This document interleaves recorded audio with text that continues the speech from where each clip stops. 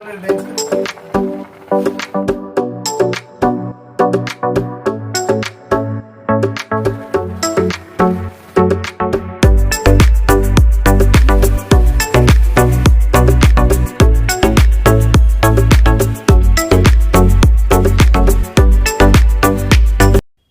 Guys, good morning. कैसे हैं आप सब? उम्मीद करती हूँ आप सब बहुत अच्छे होंगे। Welcome back to Deepa Bhati vlog.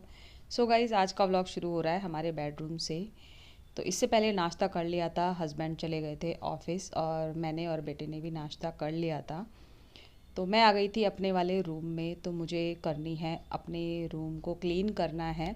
तो क्लीन करने से पहले आज मुझे ये जो रज़ाई है ना, इसका कवर निकालना है जी। ये वुलन का ही कवर मैंने इसको पहना रखा है और कवर निकाल करके मुझे इसको धोना है क्योंकि काफ़ी टाइम हो गया था इसको धोए हुए भी।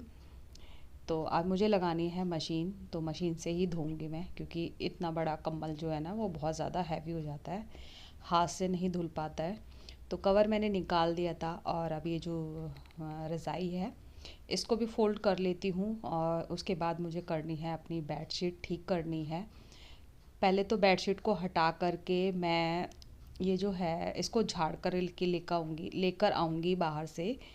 और उससे पहले मैंने जो तकिए के कवर थे ना ये भी निकाल दिए थे, तो उनको भी मैंने धोने के लिए डाल दिया है। और जो ये बेड का सिरहाना है यहाँ पर कुछ ना कुछ रखा रहता है, पानी की बोतल और लीड, कभी चार्जर यहाँ पर रखे होते हैं, बहुत सारी चीज़ें रखी होती है। रात को ज़रूरत होती है उन चीज़ों की, पानी तो जब पास में ही रखते हैं रात को। तो गाइज़, जो बेडशीट है ना इसको मैं झाड़ करके ले आई थी और जो ये बेड का हेडबोर्ड है ना इसकी भी डस्टिंग कर दी थी, क्योंकि इसकी डस्टिंग जब मैं बेडशीट बिछाती हूँ उससे पहले ही कर देती हूँ, क्योंकि फिर अगर ऊपर चढ़ूँगी फिर से वो गंदी हो जाती है। तो इसलिए मैं पहले ही उसकी डस्टिंग कर देती हूँ, बाकी की जगह की मैं करती हूँ बाद में। तो बेडशीट भी बिछा दी। और गाइज़, ये वाली बेडशीट ना मुझे बहुत पसंद आई है। वुलन की है ये, जो वो एसी कंबल होते हैं ना वो है ये, पर बहुत अच्छी लगी थी और मैंने इसी बार ली थी। ये मेरे पास थी भी नहीं इस बार बिछाने के लिए, तो मैं 2 बेडशीट लेकर आई थी। तो चलिए गाइज़, वहाँ का रूम मैं सेट करके आ गई हूँ, अपने वाले बेडरूम को। और उस रूम की डस्टिंग भी कर दी थी, मतलब एक रूम जो है पूरी तरीके से क्लीन कर दिया है, सिर्फ मुझे पोछा लगाना रह गया था। और अब आ गई थी मैं किचन में। तो ये कुछ डब्बे हैं, ऊपर की तरफ से ना गंदे हो रहे थे, तो इनको मैं अच्छे तरीके से साफ़ कर देती हूँ। और इस वाले डब्बे के ऊपर ना तेल का डब्बा रखा होता है, तो वो हल्का फुल्का तेल चला गिरी जाता है, मतलब लग जाता है। तो ये भी साफ़ कर देती हूँ। और इसमें रखा हुआ था अचार, तो ये मैंने धूप में रखा था, तो इस थोड़ी बहुत धूल आ गई थी, उसको भी मैंने हटा दिया है। और ये जो डब्बा है ना ये तेल का है, तो इसको मैंने खाली किया था दूसरे बर्तन में। शायद इसमें मैं ना फॉर्चून रखा हुआ था, तो वो ख़त्म हो गया था, तो थोड़ा सा ही था, मैंने दूसरे में ट्रांसफ़र कर लिया है। और उस डब्बे के अंदर मैंने लिक्विड डिश वॉश डाल दिया है और थोड़ा डाल दिया है गर्म पानी, उससे ना काफ़ी अच्छे तरीके से साफ़ हो जाता है। तो वो मैंने डाल करके रख दिया एक साइड। और अब कर देती हूँ अपना किचन क्लीन। तो सामने के टाइल हैं, गैस स्टोव है, स्लैब है, इन सभी चीज़ों को साफ़ कर दूँगी, क्योंकि ये डेली का ही काम है, एक दिन भी इसको नहीं छोड़ सकते हैं। बाई चांस एक बार को मैं सामने की टाइल छोड़ दूँ, लेकिन अपना जो गैस स्टोव है, प्लेटफॉर्म है, इसको मैं बिल्कुल भी नहीं छोड़ सकती हूँ। तो वो सारी चीज़ें साफ़ कर दी थी और बर्तन भी मेरे धुल गए हैं। और अब मुझे करना है अपना सिंक क्लीन करना है अच्छे तरीके से।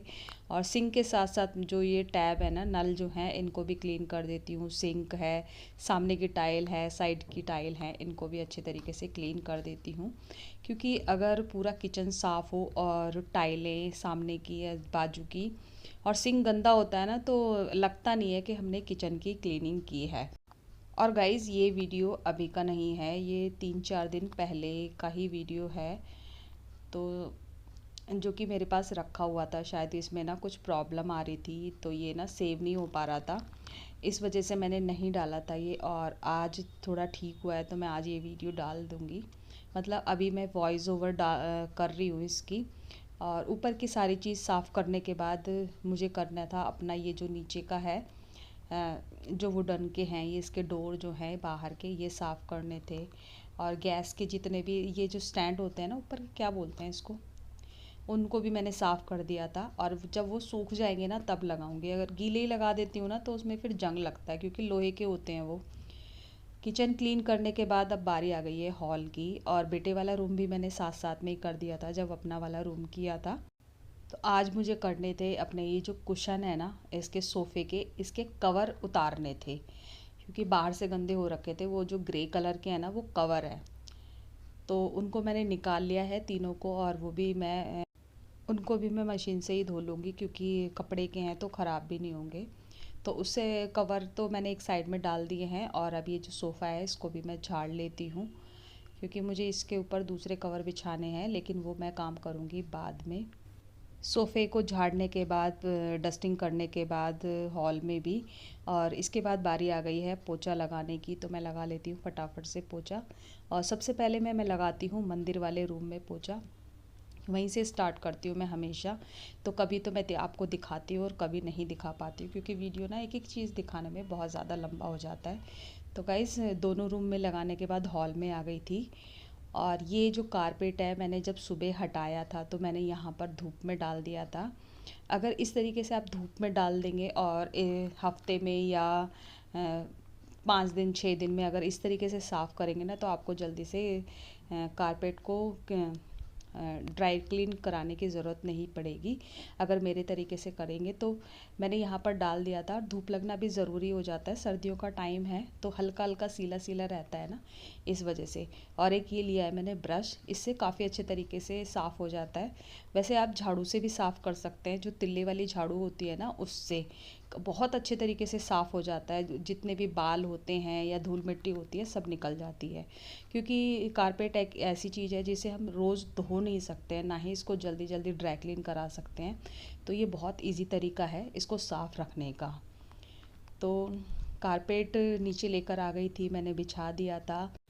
उसके बाद आकर के मैंने कपड़े धोए और कपड़े धोने के बाद मैंने नहा लिया था। और नहाने के बाद मैंने जो हाथ से कपड़े धोए थे ना उसको भी ड्राई करने के लिए लगा दिया है। और अब बारी आ गई है लंच की। तो लंच में ये सुबह नहीं, शायद ये रात की सब्ज़ी थी जो थोड़ी सी बची थी। पालक पनीर बना था रात को, तो ये इतना बचा था कि हम दोनों के लिए हो जाएगा, माँ बेटों के लिए। तो ये मैंने गरम कर दिया था क्योंकि ठंडा हो रहा था और सर्दियों में खाना ना बिल्कुल भी ठंडा नहीं लगता है।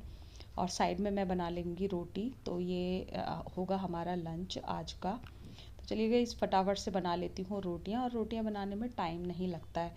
और आटा जो है मैंने पहले ही मांड करके रख लिया था क्योंकि आटा मांड के रख देते हैं ना तो 10 मिनट भी नहीं लगता है खाना बनाने में, मतलब रोटियां सेकने में टाइम नहीं लगता है फिर ज़्यादा। और रोटियों में लगा लेती हूँ घी क्योंकि बिना घी के तो वैसे ही नहीं अच्छी लगती है रोटियां। सबसे पहले दे देती हूँ बेटे को और उसके बाद क्योंकि मैं उसको बोल देती हूँ कि बेटा जितना खाना है खा ले, क्योंकि अगर गिन के बना के रखते हैं ना तो कभी कम पड़ जाए तो फिर दोबारा बनाने में आलस आ जाता है। और वैसे भी गिन के नहीं बनाना चाहिए, मतलब रोटियाँ जो हैं गिन के नहीं बनाते हैं, ऐसा कहते हैं। तो मैं इसलिए कहती हूँ कि साथ में खाते रहो और मैं बनाती रहूँगी, जिससे पता भी चल जाता है और एक्स्ट्रा खाना भी नहीं बनता है। खाना खा लिया था और शायद बर्तन भी धो दिए थे या नहीं धोए थे, मुझे याद नहीं है गाइस, थोड़ा सा पुराना वीडियो हो गया है ये। तो आज मुझे बनाना है गाजर का हलवा। ये सेकंड टाइम बन रहा है गाजर का हलवा। तो उसके लिए मैंने गाजर ना पहले ही धो करके रख ली थी, धो करके छील ली हैं। और अब मैं कर लेती हूँ इनको कद्दूकस।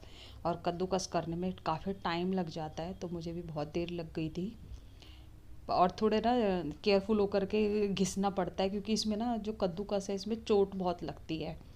तो गाइस चलिए, सारी गाजरें मैंने कद्दूकस कर ली थी और अब इसको चढ़ा देती हूँ बनने के लिए क्योंकि इसको बनने में बहुत ज़्यादा टाइम लगेगा। तो इसी कढ़ाई के अंदर ही मैंने ना गाजर को घिस लिया था क्योंकि फिर दूसरे बर्तन में ट्रांसफ़र करना ही पड़ता है। और इसके अंदर मैंने थोड़ा घी डाल दिया है जिससे कि ये भुन जाए। और उसके बाद मैंने डाल दिया था दूध। तो गाइस ये देखिए बन रहा है गाजर का हलवा और इतनी अच्छी खुशबू आती है जब ये बनता है। तो इसको थोड़ी थोड़ी देर में ना मैं चलाती रहती हूँ क्योंकि साइडों में जो दूध जलता है ना, एक तरीके का मावा ही होता है वो, क्योंकि या तो ऊपर से आप मावा डाल लो, लेकिन मैं दूध वाला बनाती हूँ। बहुत सारे लोग बिना दूध का बनाते हैं, तो कौन कौन बिना दूध का हलवा बनाता है गाइस कमेंट करके ज़रूर बताना। हलवा बनाते बनाते हो गई थी रात, ऑलमोस्ट बनने ही वाला था हलवा गाइस। तो मैंने बनाई है रात के डिनर में गाजर मटर आलू की सब्ज़ी। तो चलिए तड़का लगा दिया है मैंने, सब्जी मेरी बन चुकी है और अब इसके अंदर मैं डालूँगी ढेर सारा धनिया। और गाजर भी ना बहुत अच्छी लगती है, कुकर में नहीं बनाती हूँ मैं, क्योंकि कुकर की सब्ज़ी जल्दी से पसंद नहीं आती है। ये सब चीज़ें ना कढ़ाई में ही अच्छी लगती हैं। कुकर में जो है सब्ज़ी घुल जाती है, वो घुली हुई सब्ज़ी बिल्कुल भी पसंद नहीं आती है घर में किसी को भी। तो चलिए सब्ज़ी भी मेरी बन चुकी है डिनर के लिए। इसके बाद मुझे रोटियां ही बनानी है। हलवा बनने में थोड़ा सा टाइम लगेगा। तो गाइज़ आज का वीडियो मैं यहीं एंड करती हूँ। मैं मिलूँगी आपसे